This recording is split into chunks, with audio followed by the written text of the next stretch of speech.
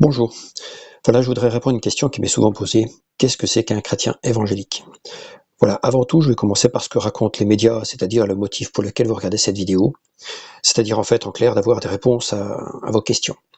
Premier point, les médias présentent souvent les chrétiens évangéliques, donc, ou les églises évangéliques, euh, sur un premier critère, le dynamisme, bon, extravagance, bon, l'argent obscur, soyons honnêtes, souvent les reporters parlent d'argent, nouvelle religion venue d'Amérique. Ces églises évangéliques essaient d'avoir un maximum aussi d'adeptes, de nouveaux adeptes, essaient de s'étendre, de plus en plus de croyants, donc bon. Et en fait aussi, ça se multiplie sur toute la terre. Voilà globalement tout ce qui est raconté sur les chrétiens évangéliques aujourd'hui dans les médias. Donc, avant tout, je vais donc répondre à ces journalistes et ces personnes qui parlent au niveau médiatique, donc des évangéliques, et non pas des évangélistes, des évangéliques. Donc, premier point important quand même, c'était le côté dynamique.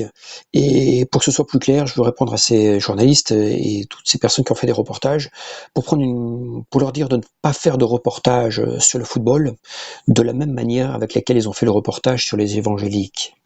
Voilà ce que ça donnerait s'ils faisaient un reportage avec cette même méthode sur le football.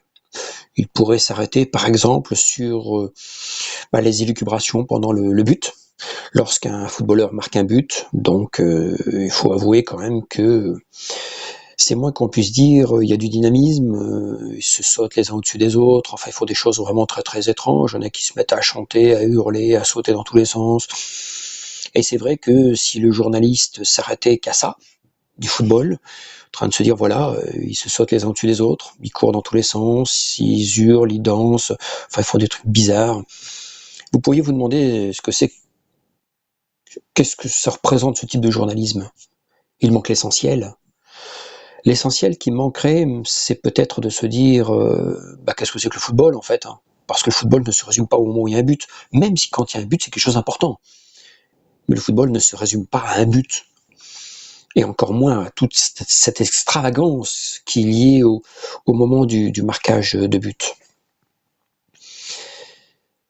Je vais faire le défenseur aussi, quand même, des journalistes, parce qu'il est vrai que quand ils se rapprochent de chrétiens pendant ces moments-là, et qu'ils leur demandent, en fait, pourquoi ils sont chrétiens, qu'est-ce qui s'y passe, et ainsi de suite, assez souvent, les chrétiens font exactement comme les footballeurs. Quand on leur demande, qu'est-ce qui s'est passé quand ils ont marqué un but et tout ça, donc, comment ça se fait qu'ils font du football, et très souvent, les footballeurs vont parler de leur enfance, vont dire d'où est-ce qu'ils viennent, vont peut-être même parler de leur idole, Zidane, vont parler de tout ce qui a fait que, et en fait, il faut avouer quand même que souvent ces footballeurs oublient quelque chose d'important, et peut-être qu'aussi que les chrétiens évangéliques oublient de donner quelque chose d'important.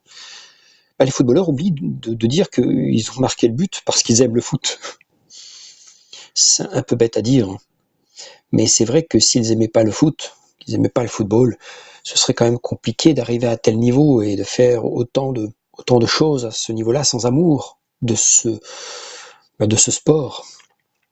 Et c'est vrai que les chrétiens, quand on leur pose des questions au niveau des des journaux, des journalistes, au niveau des reportages, il faut avouer que souvent le chrétien oublie de dire qu'il est là par amour. Et j'ai souhaité faire cette vidéo pour présenter les chrétiens évangéliques d'une autre manière, peut-être les mots qu'il manque, peut-être les choses qui sont essentielles, qui ont été ratées, et qui sont peut-être pas forcément très claires. Il manque le mot amour. Et c'est vrai que lorsqu'un chrétien vous dit oui, je suis chrétien parce que j'aime Dieu, je crois que c'est quand même les choses sont un petit peu plus claires. Quand un footballeur vous dit oui, j'ai marqué le but parce que j'en ai fait des choses avant d'y arriver. Je suis passé par des étapes. Mais toutes ces étapes-là, je les ai passées parce que j'aime le foot. Et là, moi, je peux vous dire que quand un chrétien évangélique, effectivement, dans ces réunions, on les rencontre et ils font des choses un petit peu étranges, oui, mais c'est par amour. Et c'est vrai que si on enlevait l'amour, ce serait un petit peu compliqué. D'un autre côté aussi, c'est vrai que quand on rentre dans ces lieux-là, les choses que l'on ressent quand même, c'est l'amour de Dieu, l'amour des croyants, et c'est vrai que ça, c'est important, c'est un critère important. Deuxième point, les journalistes présentent aussi souvent l'extravagance. Il est vrai que il arrive que certains reportages soient un petit peu un peu particulier, un petit peu, bon, extravagant, je crois que c'est le bon terme. Une fois, une personne m'a posé cette question, on était tranquille, en train d'en parler, et m'a parlé de l'extravagance, il avait vu un reportage où une dame sautait dans tous les sens, et ce que je lui ai répondu, et ce que je vous réponds aujourd'hui, là, peut-être un petit peu choqué, mais qu'importe, hein.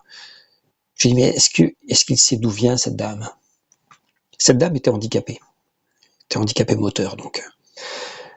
Elle était guérie, miraculeusement. Comment on ferait pour la faire asseoir, cette dame? Comment on pourrait lui dire, assieds-toi, sois calme? Lorsqu'on a vécu des choses extraordinaires, que ce soit visible, sous forme de miracle, que ce soit intérieur, que ce soit, au niveau familial, ou qu'on a vécu des transformations, des choses extraordinaires, c'est vrai que se taire et de se calmer dans l'extravagance, c'est compliqué, tout de même. Et c'est pour ça que dans ces milieux-là, il y a souvent alors de la joie, de l'humeur, du dynamisme, de l'extravagance des fois, parce que c'est vrai que c'est difficile de dire à quelqu'un de se calmer lorsqu'il a vécu des choses extraordinaires. Troisième point, autant continuer du côté direct, les journalistes parlent aussi d'argent et d'obscurité. Vous allez voir que c'est directement lié à ce que je venais de raconter une seconde.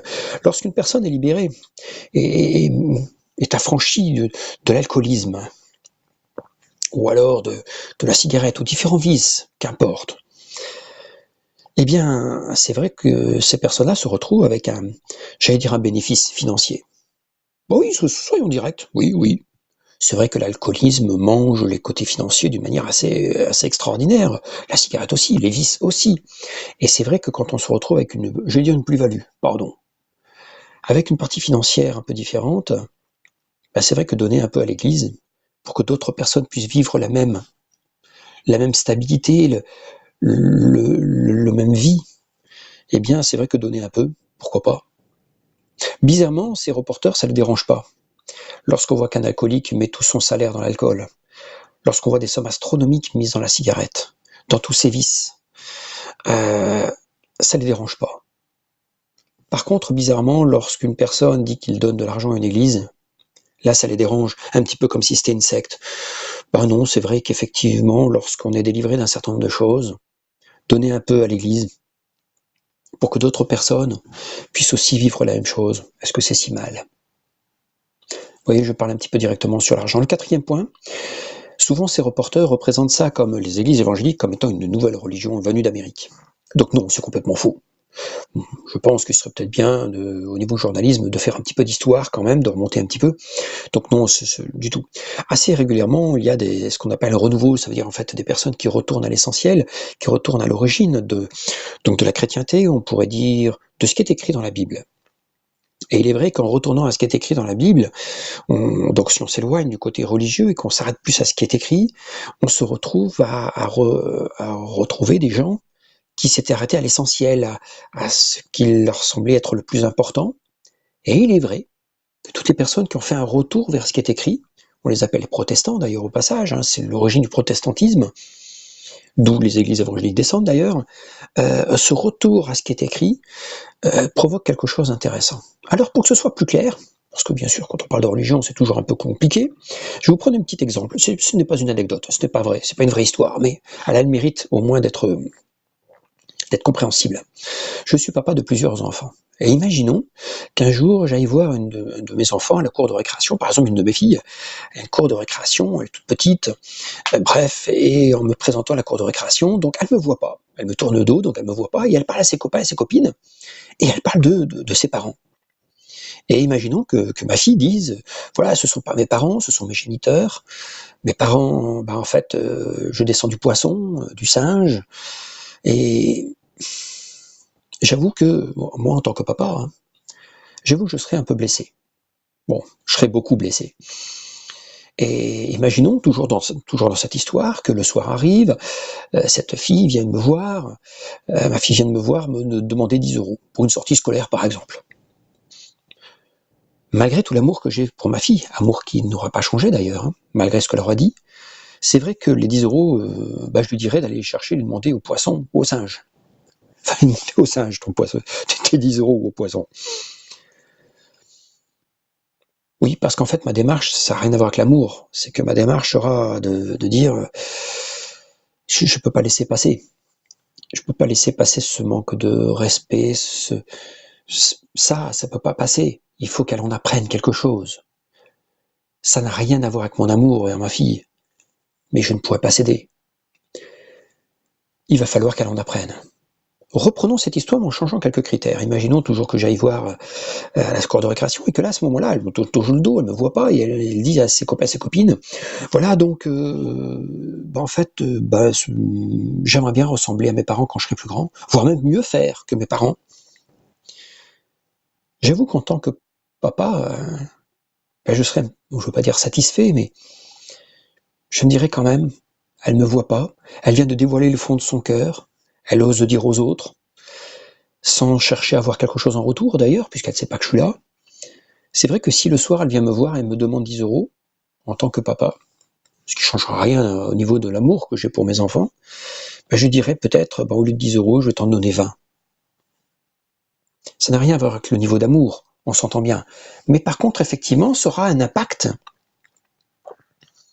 sur le fait, sur le résultat, pardon, pas sur le fait, mais sur le résultat. On est exactement pareil avec la Bible.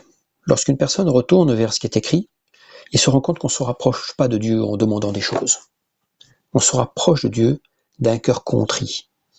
C'est un vieux mot français. Ce mot-là veut dire en fait, en réalité, d'un cœur réduit, sans se vanter, sans arrogance, donc avec de la bassesse. Et c'est vrai que devant le Dieu créateur, devant celui qui a fait tout ça, on a différentes manières de faire. Soit lever le poing en disant « s'il y avait un Dieu !» Ou deuxième manière, parce qu'il y a un Dieu. C'est pas pareil. Et la Bible dit que quand une personne arrive à un cœur contrit et veut se rapprocher de Dieu, eh bien Dieu montre son amour. Son amour se résume en un seul mot, Jésus-Christ. Dieu aime tellement le monde qu'il a donné Jésus, afin que quiconque croit en lui ne périsse pas, mais qu'il ait la vie éternelle. Ça, c'est un des passages de la Bible qui dit Dieu aime tellement le monde. Vous avez vu ce que j'ai raconté tout à l'heure avec les deux situations, avec le papa, avec les deux situations, ça n'avait rien à voir avec la forme de l'amour, mais la conséquence de l'amour n'est pas pareille. Et il est vrai que quand on retourne à ce qui est écrit, puisque nous parlions de nouvelles religions, anciennes religions, donc quand on retourne à ce qui est écrit, effectivement, il se passe des choses. Le cœur de Dieu s'ouvre. Et c'est vrai qu'à ce moment-là, il se passe des choses, comme il est écrit d'ailleurs dans la Bible. Dieu confirme sa parole par des signes, des prodiges, des miracles. Et il est vrai que dans ces milieux-là, il y a beaucoup de signes, de prodiges, de miracles, oui, effectivement. Je ne dis pas qu'il faut y aller à cause des signes, des prodiges et des miracles, mais c'est une conséquence, ce n'est pas un but, c'est une conséquence. Et effectivement, ça provoque beaucoup de, cette dimension de nouvelle religion qui n'a rien à voir qu'une nouvelle religion, c'est plutôt une nouvelle démarche donc personnelle. Le cinquième point, c'est que je disais que dans les églises évangéliques sont présentés souvent au niveau des reportages comme ayant de plus en plus d'adeptes. Par rapport à ce que je viens de dire à l'instant, déjà ça peut se comprendre. Et l'autre point quand même, c'est que il y a peut-être aussi quelque chose qui est peut-être choquant dans certains reportages où on voit des chrétiens aller dans la rue, faire ce qui est souvent d'ailleurs qualifié comme du prosélytisme, ce qui n'est pas le cas d'ailleurs, mais le journalisme oblige. En réalité, je prends un autre exemple, comme ça sera plus simple à expliquer et à comprendre. Imaginons que j'ai trouvé la solution pour gagner au loto à chaque fois, que je gagne à chaque fois à la loterie du loto. Imaginons. Donc, il est vrai que j'aurais pas intérêt de le dire. Parce que si je venais à le dire et que tout le monde veut gagner au loto, on ne gagne plus rien du tout. Vous avez compris que la loterie du loto n'a pas intérêt de se savoir s'il y avait une solution. Sinon, tous les gains seraient redistribués aux gagnants, enfin tout ce qui a été joué serait redistribué aux gagnants, vous avez compris que le loto n'aurait plus aucun intérêt. Par contre, si je venais à trouver le vaccin contre certaines maladies, certains virus, et que je le garde pour moi, là vous pourriez me dire, pardon pour le terme, vous pourriez me dire je suis une sacrée pourriture. Parce qu'au lieu de soigner les gens, au lieu de guérir les gens, au lieu d'éviter la mort à plein de monde, je le garderais pour moi personnellement, ce serait pas correct, ce serait pas humain. Et c'est vrai qu'à ce moment-là, le dire à tout le monde, ça n'engage que moi. Et puis en même temps, ça permettrait peut-être à des personnes de pouvoir comprendre que le vaccin, c'est pas parce que tout le monde serait au courant qu'il n'y aurait pas de bénéfices. J'ai même vu que c'est le contraire. Plus il y a de gens au courant, plus il y a de bénéfices. Rien à voir avec le loto, donc. Garder pour moi, je serais une sacrée pourriture. Le donner à tout le monde serait quelque chose de normal. Eh bien, lorsque quelqu'un a rencontré Dieu, lorsque quelqu'un est arrivé dans une église à cœur contrit, et que Dieu a ouvert le ciel, effectivement, il se passe des choses. Et c'est vrai qu'on souhaite le partager à un maximum de gens. Il y a même des gens qui viennent dans les églises évangéliques pensant que c'est un distributeur automatique de miracles. Non du tout. L'équation, c'est le retour à ce qui est écrit. Le cœur contrit. Le cœur bas. C'est-à-dire se taper sur la poitrine et se dire « moi, je ne mérite rien ». Et c'est lorsqu'on s'est rendu compte que l'on ne mérite rien, qu'effectivement, il se passe des choses. Le miracle n'est pas un but. C'est le moyen pour ouvrir encore plus la foi. Et de pouvoir le moyen pour justifier que ce qui est raconté est vrai. Je vais aller maintenant sur le 6e point. Il y a de plus en plus d'églises. Oui. Et bien sûr, les reporters s'arrêtent sur les églises les plus extravagantes ou les plus grandes, ce qu'on appelle les méga-churches. Effectivement, par rapport à tout ce que je viens de dire jusque maintenant, il y a des personnes qui montent des églises, j'ai dit monter des églises, avec le cœur. C'est vrai que quand on a été secoué dans son fort intérieur, lorsqu'on a vécu des choses extraordinaires, lorsqu'on a compris que de retourner à ce qui est écrit d'un cœur contrit, effectivement, eh bien le cœur pourrait pousser à vouloir en faire plus, en vouloir en parler à plus de monde. Bref, de monter une église. Oui, c'est pas forcément un mal, mais il y a des églises qui sont montées qu'avec le cœur. C'est pas un mal, mais le problème c'est que des fois elles manquent d'intelligence et elles manquent aussi de sagesse. Et donc ça tombe bien pour tous ces reporters qui viennent dans ces églises qui manquent d'intelligence et de sagesse. Et qu'est-ce que ça va provoquer? Eh bien, il va manquer quelque chose. Et comme le cœur, on ne le voit pas, eh bien on finit par croire qu'il n'y a que du cinéma.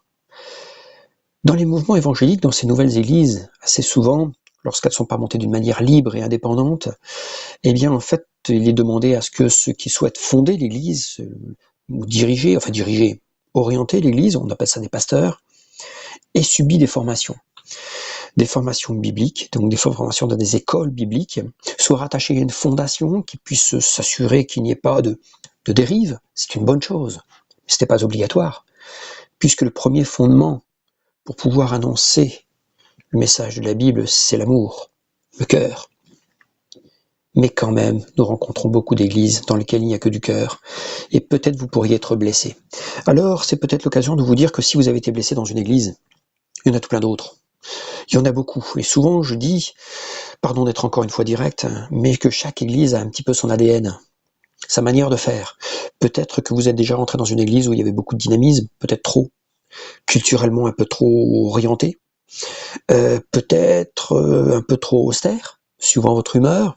Des églises sont plus orientées vers les jeunes, d'autres églises un peu plus vers les personnes moins jeunes, plus âgées donc. D'autres églises sont tournées vers les méga-churches. Et c'est vrai qu'une église orientée vers une méga-church, donc ça veut dire des églises gigantesques avec des milliers de membres, et bien puisqu'il y a des milliers de membres, on se sert des talents de chacun. Donc il y en a qui sont plus musiciens, d'autres sonorisateurs, d'autres caméramans, et ainsi de suite. Et c'est vrai qu'on se retrouve à des églises qui ressemblent un petit peu à des églises spectacles. Parce qu'effectivement, on se sert de beaucoup de talents, et de beaucoup de gens talentueux. Non, ne nous trompons pas. L'amour est le fondement.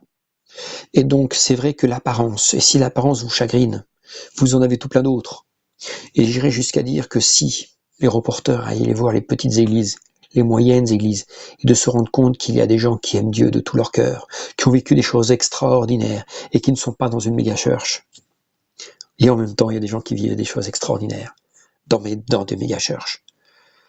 Et je vais terminer sur cette partie reportage un peu particulier sur beaucoup d'églises.